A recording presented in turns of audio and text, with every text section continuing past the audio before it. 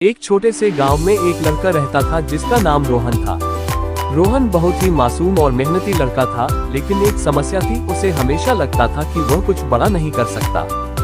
गांव के पास एक बड़ा जंगल था जहां एक ऊंची पहाड़ी थी। लोग कहते थे कि उस पहाड़ी के ऊपर एक जादुई पेड़ है जो हर किसी की इच्छाएं पूरी करता है। लेकिन उस पहाड़ी पर चढ़ना बहुत कठिन था और गांव के किसी ने भी अब तक वहां तक पहुंचने की हिम्मत नहीं की थी।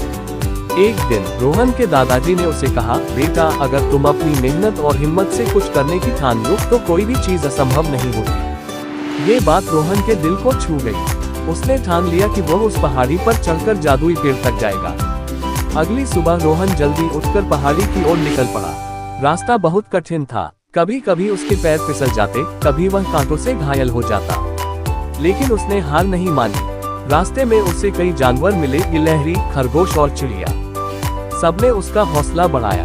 गिलहरी ने कहा, छोटे छोटे कदम लो, धीरे धीरे चढ़ाई आसान हो जाएगी। खरगोश ने कहा, हमेशा अपने लक्ष्य पर ध्यान रखो। चिड़िया ने कहा, अगर तुम गिर जाओ तो फिर से खड़े हो जाओ।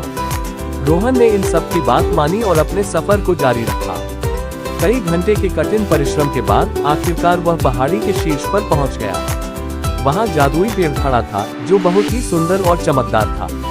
पेड़ ने मुस्कुराकर कहा, रोहन, तुम्हारी मेहनत और हिम्मत ने तुम्हें यहाँ तक पहुँचाया है। तुम जो भी इच्छा करोगे वो पूरी होगी।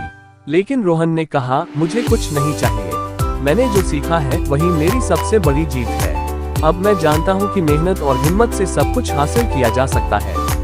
पेड़ ने उसे आशीर्वाद दिया और रोहन खुशी खुशी गाँव लौट आया।